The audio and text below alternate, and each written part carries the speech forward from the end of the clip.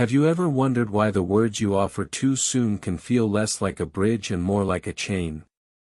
Most women believe that honesty at the earliest stages is the purest form of connection, but the truth is far more paradoxical. Confession, when premature, does not deepen intimacy, it often dissolves it. What you think is vulnerability can become, in the male psyche, a quiet suffocation. Carl Jung believed that the unconscious responds not to what is revealed, but to what is withheld, and today this principle matters more than ever, for mystery has always been the magnet of desire. The dance between the feminine and masculine unconscious is not measured in facts but in atmospheres. The archetypal feminine, when pressured to confess, fears abandonment and believes that transparency alone will secure love. Yet transparency too early is the stripping away of symbols before they can be earned, leaving the masculine with nothing left to quest for. The psyche of a man does not awaken through saturation but through pursuit, through the gradual unveiling that touches both his conscious longing and his unconscious hunger for what remains just out of reach. Confession is an ancient ritual, but like all rituals, its timing is sacred. The woman who lays bare her soul in the first hour is not practicing openness, she is sacrificing mystery. Mystery is not deception. Mystery is the natural veil of the anima, the whisper of depth that draws the masculine psyche into exploration.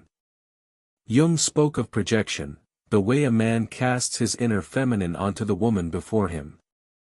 If you confess too early, you collapse his projection before it has time to unfold, and without that unfolding, there is no enchantment, no gravity, no psychological tension to bind him to you.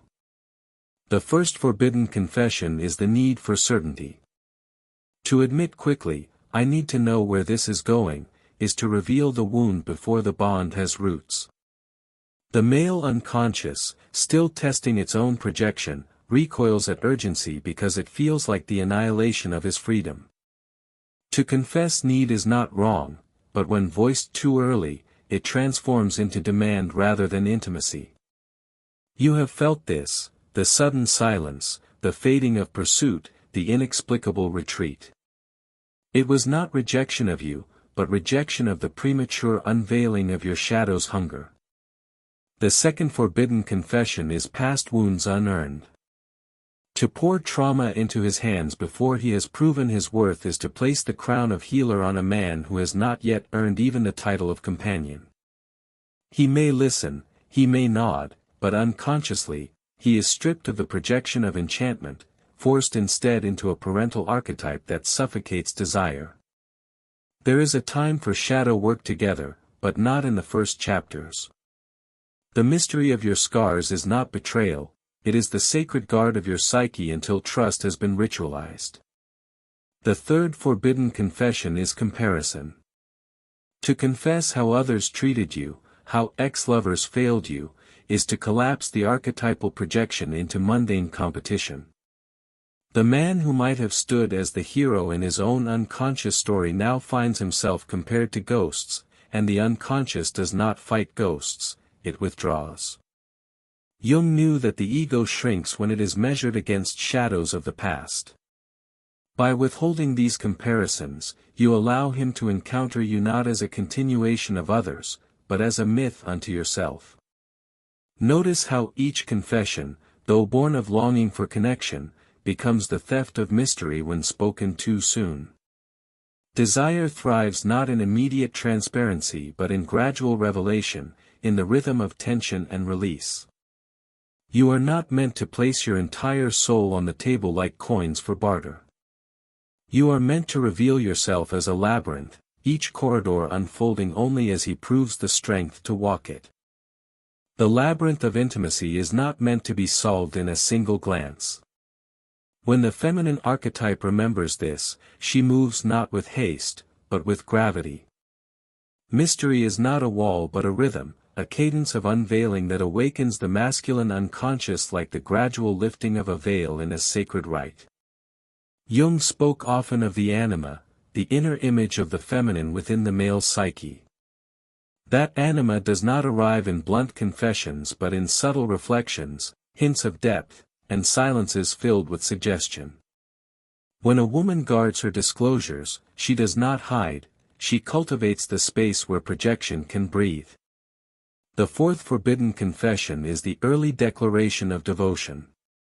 To voice too quickly, "I think I'm falling for you," may feel like vulnerability, but in the symbolic language of the psyche, it is the collapse of polarity. The male unconscious is wired for pursuit, for conquest, not of domination but of discovery. When the destination is declared before the journey has begun, the archetype of the hunter dies, and what remains is only comfort without fire. Devotion must emerge as echo, not as lead. The confession of love too soon demands a reciprocity that the unconscious has not yet prepared, and so the man withdraws not because of the words themselves, but because of their timing. The fifth confession that erodes mystery is the exposure of your deepest insecurities. These shadows are real, they carry weight, and in the fullness of time, they must be shared. But if they are thrown like stones at the very beginning, they shatter the aura of self-possession that magnetizes the masculine. To reveal that you doubt your worth, that you fear abandonment, that you feel unlovable, is to place him at the center of your validation before he has earned that throne. Jung's concept of individuation reminds us that the woman must first reconcile with her own shadow, integrating it into strength, rather than offering it prematurely as a burden for him to carry. Think of how energy flows between two people in the earliest moments. It is not a river of confession, it is a field of tension. This tension, when preserved, becomes attraction. When dissipated too soon, it dissolves into familiarity without fire. Stoic philosophy whispers the same truth: desire does not grow when all is given instantly. It grows in the restraint, in the deliberate withholding, in the discipline of pacing one's revelations. By not confessing too early, you are not deceiving him, you are inviting his psyche into a dance that is older than words, older than reason, a dance written in the unconscious long before you ever met. The paradox is sharp: what feels like closeness in the moment often builds distance in the soul. And what feels like distance, the keeping of certain truths in shadow, often builds intimacy in the long arc. The psyche is not nourished by constant clarity, but by contrast. Just as dreams conceal as much as they reveal, the woman's mystery becomes the mirror in which the man sees not only her, but the reflection of his own anima, his own inner longing. When she speaks too soon, she robs him of the chance to see that reflection. When she withholds with grace, she allows him to discover himself through her. This is not manipulation. It is alignment with the psychology of desire itself. To respect mystery is to respect the unconscious. To honor pacing is to honor archetypal law. The woman who understands this does not fear silence, nor does she fear what is not yet confessed. She knows that revelation is most powerful when it is timed like an eclipse, rare, slow, inevitable, unforgettable. When the feminine archetype resists the urge to confess too soon, she begins to embody something far more magnetic than disclosure: she embodies presence. Presence is the silent force that speaks without words, the aura that surrounds a woman who does not rush to justify herself, who does not spill her history as if fearing it might be forgotten. Presence is the quality that tells a man's unconscious, there is more here than I can yet see, and I must walk further into the labyrinth to discover it. In the language of psychology, this presence is the tension between ego and shadow. The ego wishes to announce, to be seen in its completeness, to declare every wound and every longing. But the shadow whispers of restraint, of unspoken depth, of the power of concealment.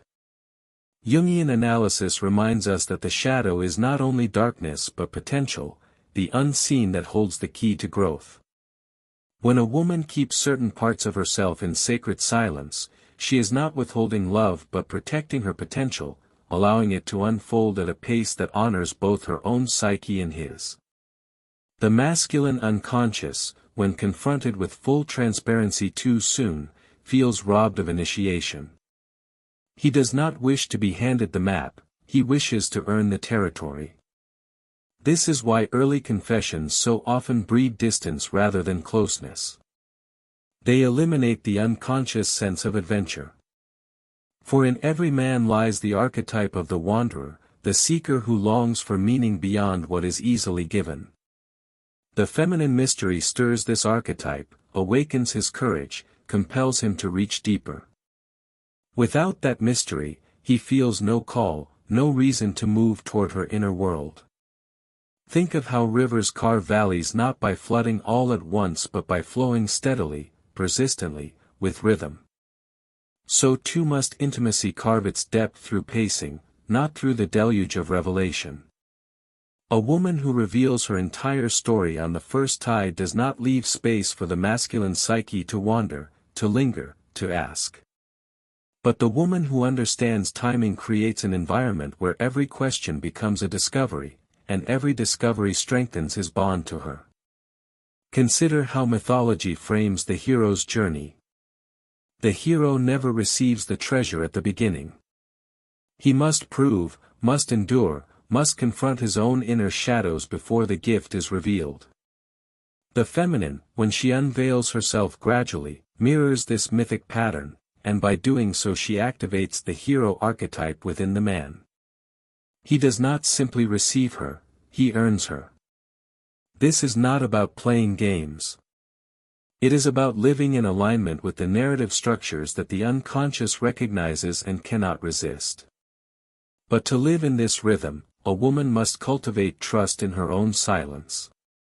She must resist the compulsion to fill every pause with explanation, to justify her worth through story, to confess her fears in hopes of being soothed.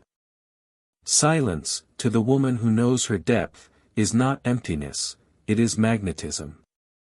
Silence leaves space for projection, and projection is the bridge by which the unconscious connects. To collapse it too soon is to deny both herself and him the archetypal journey that could have unfolded. There is a profound paradox here: the more a woman rushes to prove her worth through early confessions, the less she appears worthy in his unconscious. But the more she rests in her mystery, the more his psyche elevates her, placing her in the realm of the archetypal anima, the muse, the goddess, the one who draws him into his own transformation. She becomes not simply a woman, but a mirror of his inner self, and through her, he encounters both love and initiation. Mystery, when embodied, becomes not only a force of attraction but a test of inner discipline. It asks the woman to resist the temptation of the ego, that restless desire to be fully known immediately, to collapse the distance with instant closeness. But closeness born of haste is not intimacy, it is consumption. True intimacy requires pacing, a weaving of revelation with silence, of confession with restraint, of presence with withdrawal. This rhythm mirrors the dance of anima and animus that Jung described, the eternal polarity between the feminine and masculine unconscious. The feminine energy, when expressed without urgency, becomes archetypal. She is no longer a woman desperate to be understood, she is the mystery that calls the masculine into his own depths. In him, the hero awakens, compelled to step into the unknown. And in her, the priestess archetype takes form, the guardian of hidden truths, the keeper of sacred timing. She does not resist love, but she refuses to squander it through impatience. Her silence is not emptiness but initiation. Modern psychology echoes this truth. Studies of attachment and desire reveal that premature self-disclosure often backfires, triggering withdrawal rather than connection. When one person confesses too much too soon, the other unconsciously feels pressured into roles they have not chosen: the healer, the savior, the provider of certainty. These roles suffocate desire because they bypass the slow growth of authentic connection.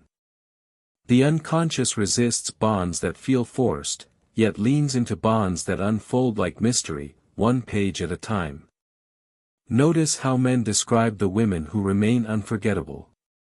They speak not of those who spilled every detail in the first moments, but of those whose essence lingered, whose depths unfolded gradually. These women did not perform, they revealed themselves in rhythm. Each silence carried weight, each disclosure was earned, each moment of vulnerability arrived as an initiation rather than a transaction. Their mystery was not artifice, it was alignment with the archetypal order of desire itself. The archetypal feminine must remember that she is not in competition with transparency, she is in communion with time. Her worth does not require immediate justification. The confession of insecurities, traumas, or premature declarations of love is not inherently wrong, but when untempered, it betrays the deeper wisdom of pacing. Jung wrote that individuation, the path of becoming whole, requires conscious integration of the shadow. To confess too early is often the shadow's hunger for validation masquerading as honesty. But when the shadow is held with self-possession, it becomes power, a reservoir of depth revealed only to the worthy. The Stoics taught a similar lesson. They warned against placing one's peace in the hands of another too quickly. To confess dependence or longing before trust is established is to place one's soul on the altar of another's mood. But to stand in restraint, to choose silence until the moment is right, is to preserve sovereignty.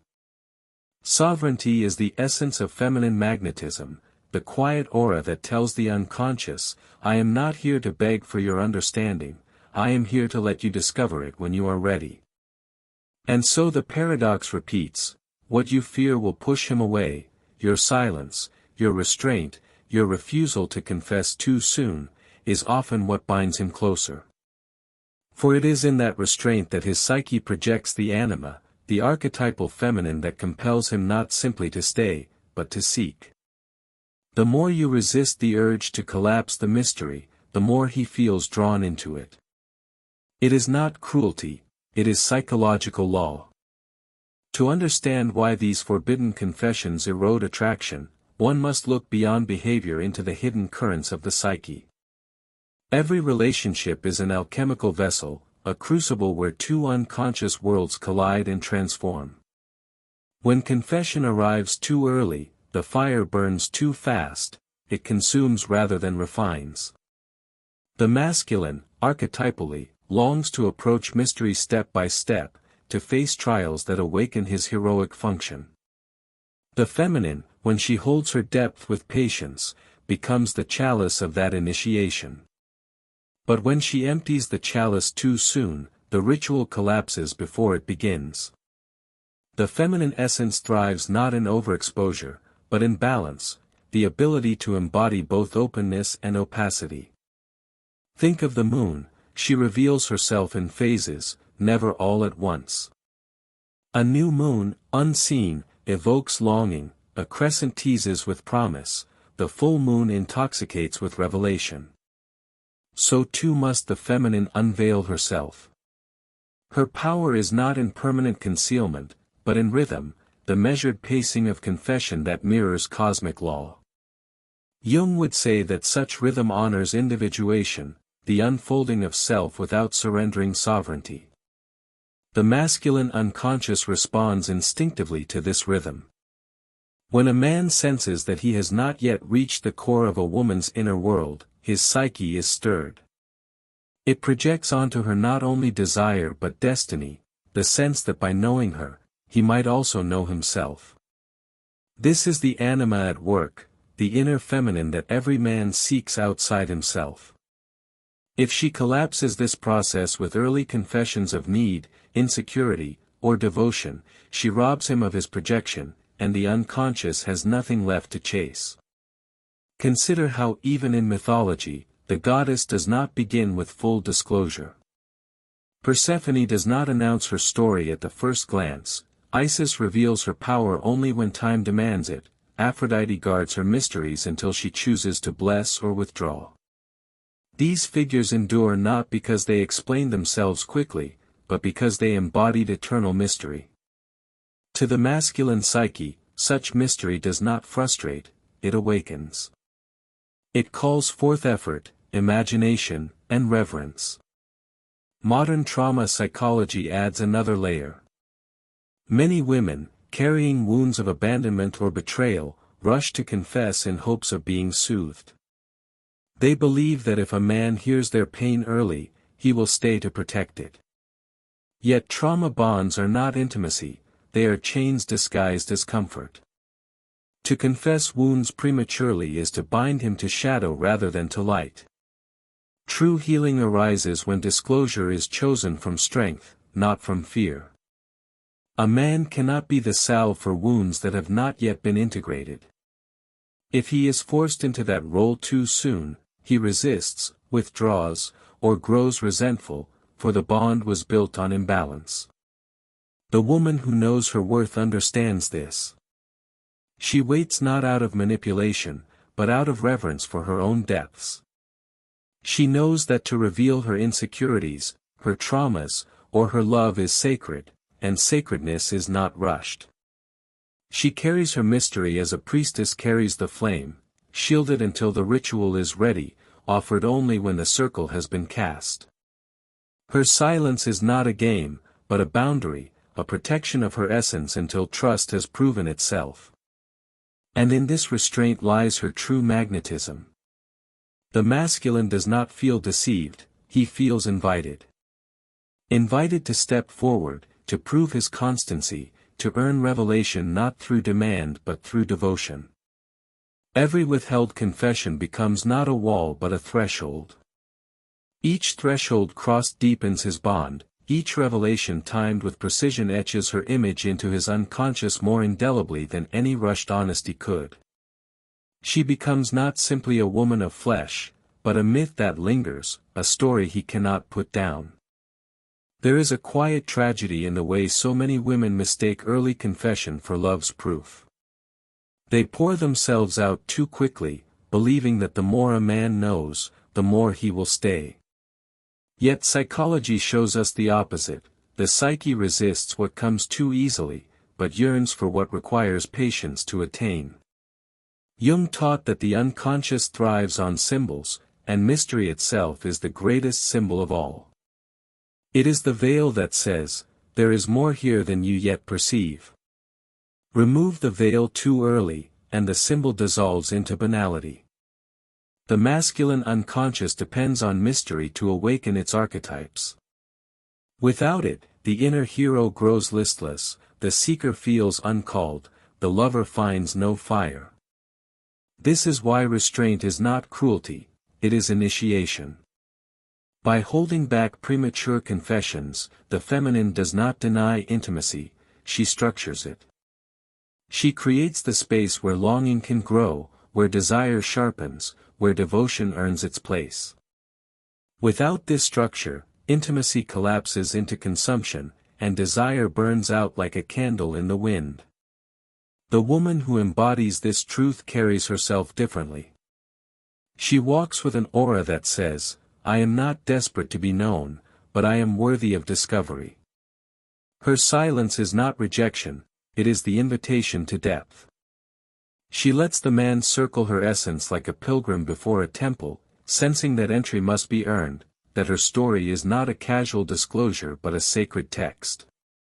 In this way, she transforms ordinary attraction into archetypal pursuit. Think of the anima projection once more. A man does not fall for a woman merely because of her body or her words. He falls because she awakens his own inner image of the feminine. She becomes the mirror of his soul, the carrier of meaning he has long sought unconsciously. But that mirror only works when it is shrouded in mist, when its outlines remain unclear enough to stir imagination. To confess everything too soon is to polish the mirror so completely that nothing is left but the ordinary reflection. Mystery, by contrast, lets him see both her and the fragments of his own unfulfilled self. The paradox is that women often confess early precisely because they crave reassurance.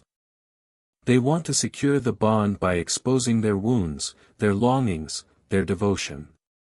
But reassurance demanded too quickly becomes a burden, and the masculine psyche flees what feels heavy before it feels earned. This is not because men lack depth, but because depth itself must be built through gradual initiation. No man can carry what has not been woven into ritual.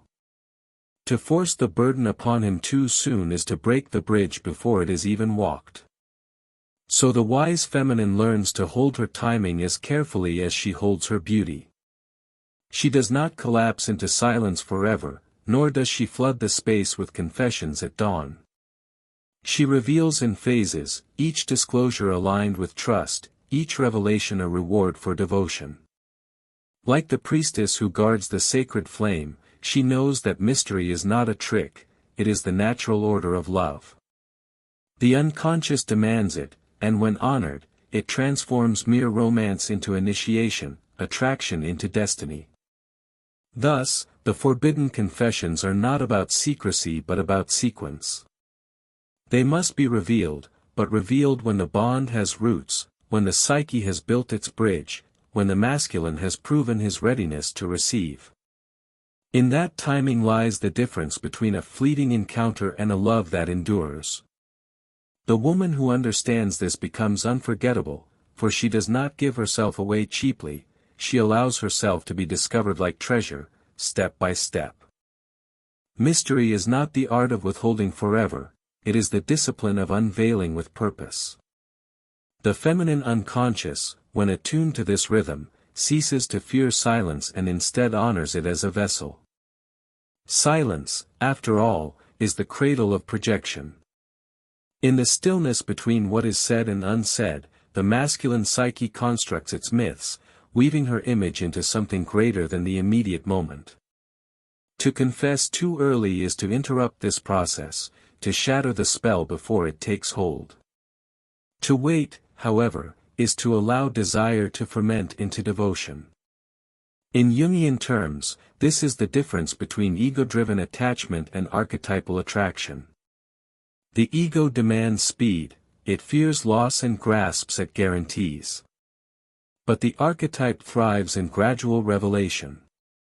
The anima within him awakens not through the flood of details but through suggestion, through symbol, through glimpses of depth that compel him forward. When a woman guards her confessions until the bond has ripened, she allows this archetypal mechanism to unfold.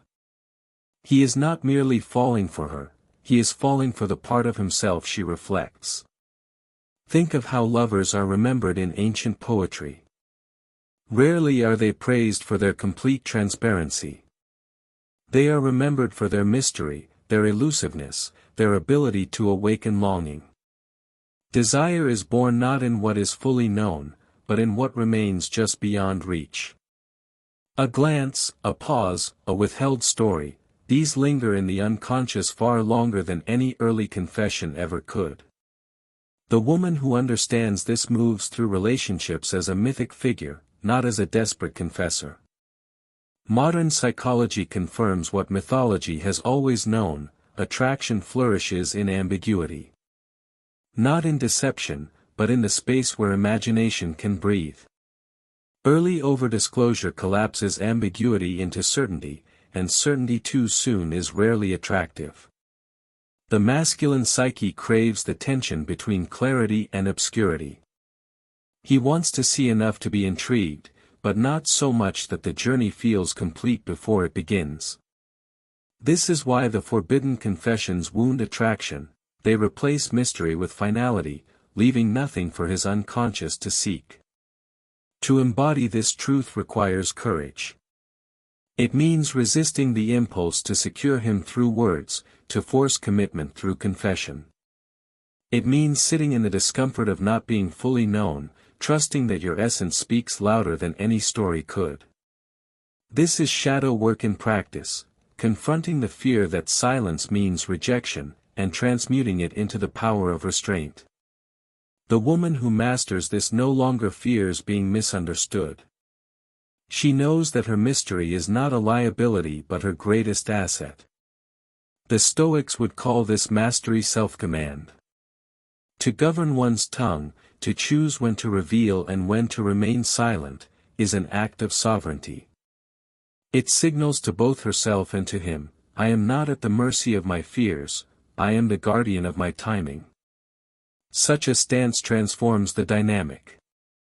He does not perceive her silence as distance but as gravity.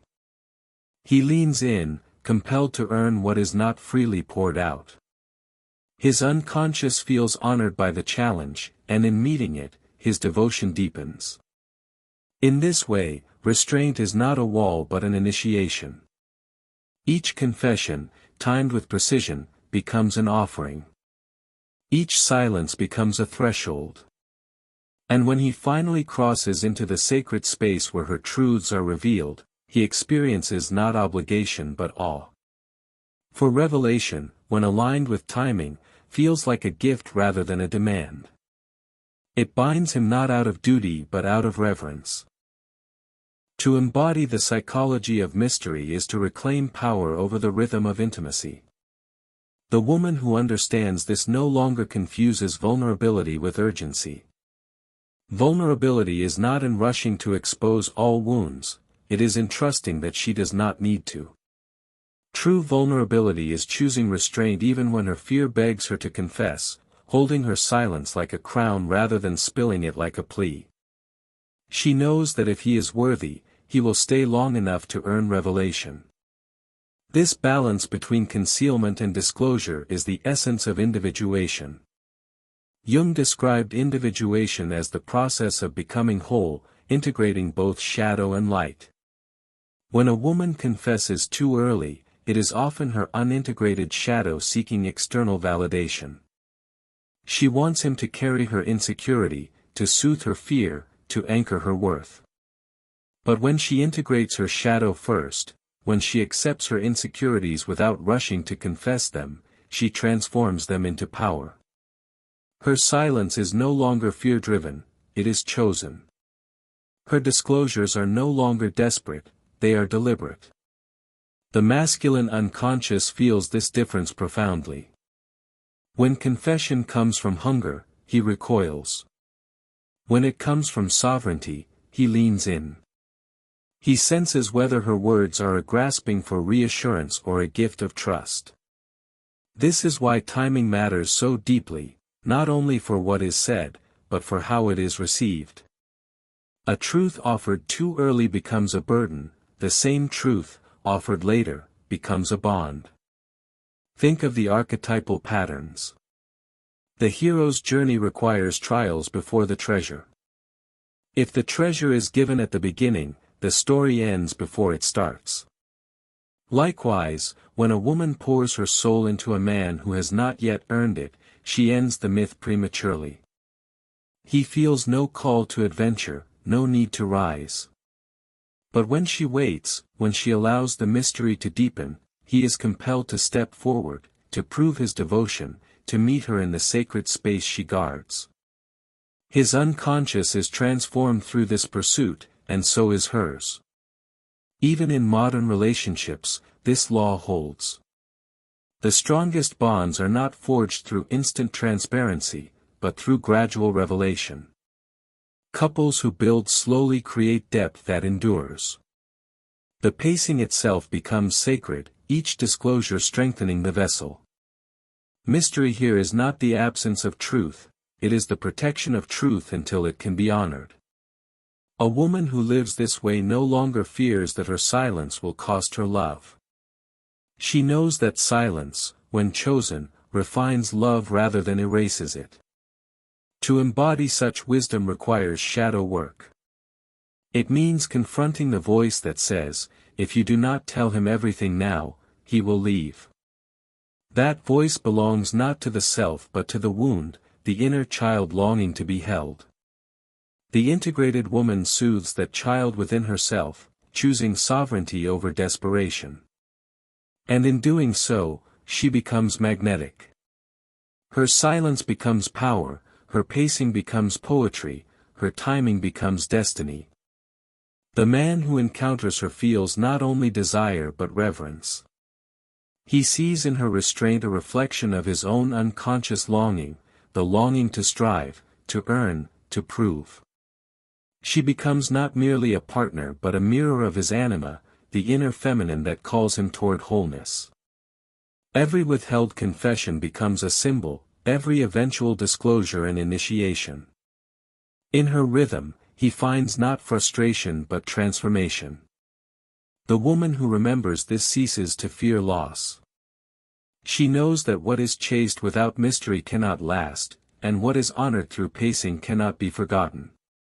She becomes unforgettable not because of what she confessed, but because of what she chose to guard until the time was right. When mystery is honored, attraction ceases to be a fleeting spark and becomes a fire that endures. The feminine archetype understands that she is not defined by how quickly she reveals herself, but by how deliberately she chooses to unveil. Each silence, each pause, becomes a frame around her essence, a reminder that depth cannot be consumed in one sitting. Men forget women who confessed everything too early, but they remember forever the ones who left room for wonder. The unconscious is nourished not by certainty but by tension.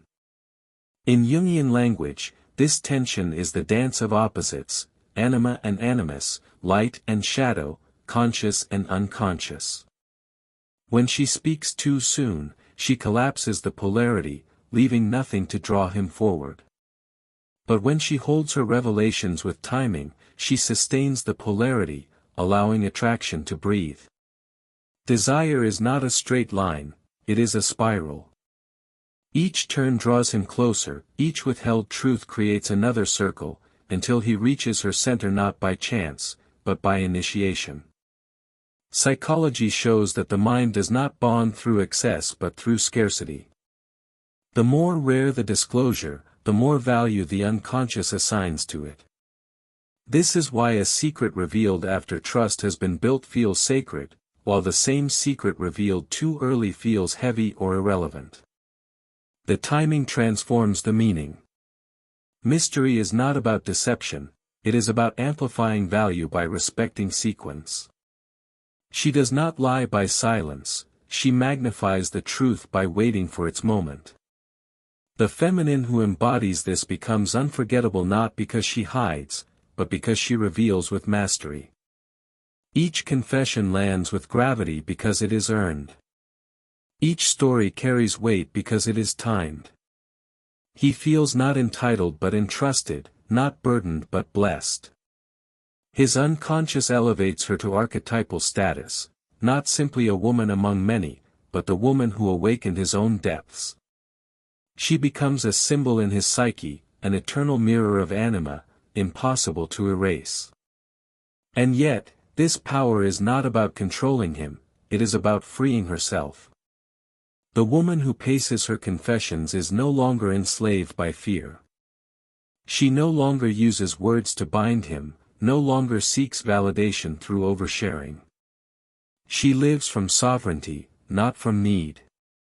Her worth does not depend on his reassurance, for she has integrated her shadow and claimed her power. Whether he stays or leaves, her mystery remains intact, her rhythm unbroken. This is the culmination of shadow work, to no longer spill wounds in desperation, but to carry them with grace until trust invites their revelation. To no longer confess devotion as a plea, but to let devotion emerge in rhythm. To no longer demand certainty through words, but to embody certainty through presence. The woman who masters this has transcended the cycle of fear and entered the realm of true empowerment. And so, the paradox reaches its end. What pushes him away is not silence but haste. What binds him is not early confession but sacred timing.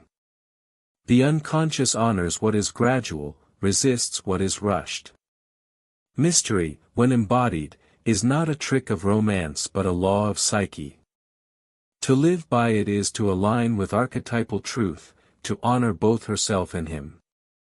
She becomes the woman who is never forgotten, not because she gave everything away, but because she chose with mastery what to reveal and when.